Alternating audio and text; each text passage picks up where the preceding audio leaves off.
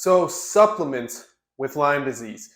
Which supplements should we be taking? Which ones should we be cautioned about? And which ones are really important when it comes to healing Lyme disease? How do we know and what do we look for? Let's talk about it.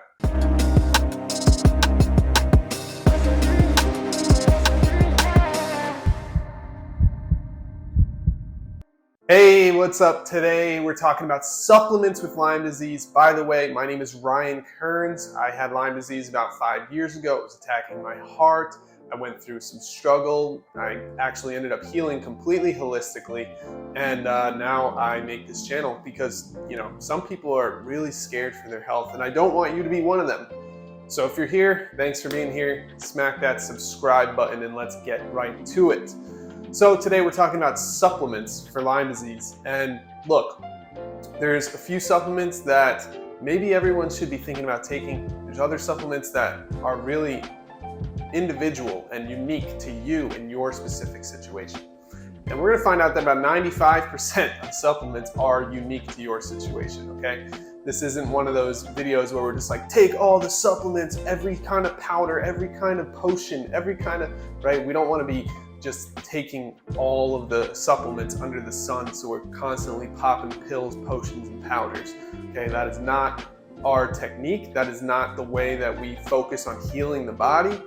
And not to mention, the supplement industry is kind of like the Wild West. There's a lot of unregulated things going on where people can kind of just sell you whatever you want. They've found that actually a lot of supplements have been found to have drugs inside of the supplements to get the desired effect of the supplement as well. When you start to test different random supplements on the market, you'll see that they're not all what they're cracked up to be, and they can be dangerous for you and I to take. So we do want to be careful. We're looking at supplements. We want to look at third-party tested supplements that are safe to consume, hopefully FDA regulated, maybe not. But there's 3 different kind of avenues that we look at when it comes to supplementing to heal from Lyme disease. And the first one is micronutrient deficiencies. Okay, so if you are deficient in a certain micronutrient, that means you're not getting enough of a certain micronutrient, whether it's vitamin A, the B vitamins, vitamin C, whatever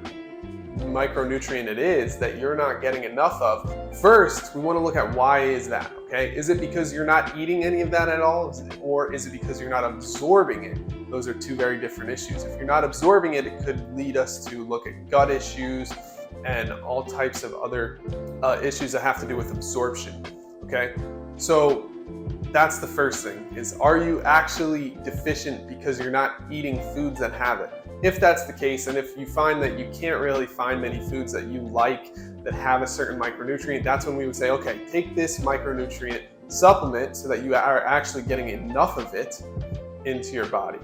Because we want to make sure that our micronutrients are where they need to be for every single micronutrient if we want to heal the body from the inside out. So that's the first thing. And this all goes back to the science part of coaching. Okay, we've talked about this in previous videos where we talked about the art and the science of nutritional therapy. It's the same thing here. We are only making decisions based on data, whether that's questions that we ask you or whether it's a full blood panel that tells us what your micronutrient levels are so that we can make decisions based on that. We're not just making decisions based on, any old thing. We're not just saying, oh, you're not eating enough bananas, eat some more bananas so you have potassium. No, it's got nothing to do with that. It's more a science-based approach where we're looking at the data, we're looking at the micronutrient levels and making decisions based on that. So that's the first thing, is micronutrient deficiency. So make sure that you're not low in any micronutrients and that all of your levels are correct. Next thing would be supplementing for the detoxification process, okay?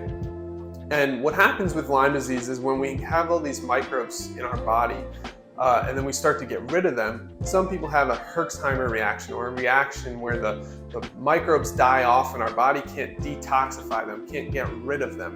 There's only 3 ways that our body gets rid of things, and that's pee, poop, and sweat, okay? So if we're not peeing, pooping, or sweating enough, that's the first issue. We may need to take a fiber supplement, for example. Or if we are peeing, pooping, and sweating, but we're not getting rid of those things, it could be a problem with the liver, it could be a problem with just the detoxification pathways in the body, and we may want to start supplementing in order to support those detox pathways. There are many different supplements that you can take that help with those pathways to make sure that we're able to clear out any unnecessary debris, any unnecessary microbes or things in our body that we need to get rid of, even chemicals and plastics and PPBs and all types of different compounds that shouldn't be inside of us. Our body gets rid of those when our detox pathways are working correctly. If you want more information about that, I actually have a detoxification program that you can sign up for, and it's amazing. It's 21 days of just straight detoxing. Every single day we go over a different topic to help us push along the detox process, and we go deep into which supplements help the most and how you can heal from those. So if you're interested in that, it's LymeDiseaseWars.com. Go check it out. And finally, the third thing that we look for when it comes to supplements is collagen levels. Okay, when you have Lyme disease, the number one thing that the stealth microbes and the Lyme microbes like to feed on is collagen. Collagen comes from bones and cartilage and skin and hair, and in our body we actually create our own collagen. And the building blocks come from things like animal skins that we eat and animal cartilage that we eat, and it allows us to start to build our own collagen. But the Lyme microbes love to eat that stuff. They hang out in our joints, our heart, our brain. They eat the cartilage, they eat the collagen that's there, and we need to replenish that.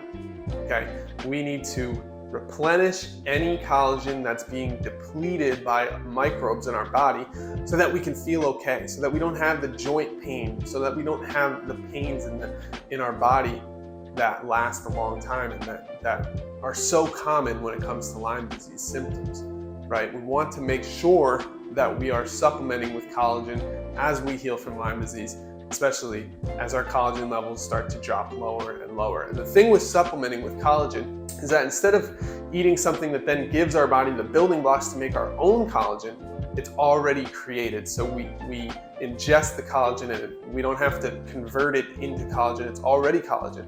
So our body can actually absorb and use that right away, and it can help in our fight against Lyme disease. We want to make sure that that's replenished so that we can actually feel healthy and feel okay day to day, not have all those cricks and aches and pains in our joints, and we can go about living a healthy, thriving lifestyle. So collagen, really, really important supplement. So I got a question from one of my subscribers. Sunwind Solar asked, do you worry about the ability of collagen to trigger histamine? So histamine is basically allergies, and the truth is anything can really trigger histamines, whether it's pollen outside or whether it's collagen, and it really just depends on you and your specific body. Now, obviously, if you're having an allergic reaction from taking collagen, I would stop the use and find another way to get collagen into your life, whether that's bone broth or whether it's, there's different things. You can use gelatin. There's different other ways that you can get collagen into your body without just taking the direct supplement. But we do want to make sure that our collagen levels are okay when the Lyme microbes are attacking us. So to answer the question, no, I don't worry about histamines with collagen. It's possible that there is histamines being triggered, but we don't have to narrow that down to just collagen, because that can happen with any supplement you take, especially supplements that are not healthy and have drugs added into them. So it's important to realize that, while this can trigger some things in some people, so can a lot of things, right? And we can't just go around saying nobody should take this because you could have an allergic reaction. Yeah, some people have allergic reactions to peanut butter sandwiches, but that doesn't mean I'm going to say nobody should eat peanut butter sandwiches, right? I like me a peanut butter and jelly. So hopefully this video helps you out and you start looking into the different supplements you can take, look at your micronutrient levels, and look at your detox pathways, and finally your collagen levels. As you know, the 6-week Lyme Wars challenge is live right now. So all you have to do, if you want to join us and we can start to look at your micronutrient levels for you, we can look into your detox pathways, we can look into your collagen levels, and make sure that you have all the tools and all the processes available to you to heal from Lyme disease.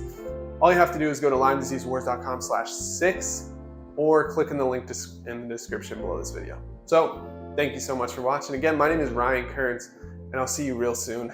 Thanks a lot. Bye-bye.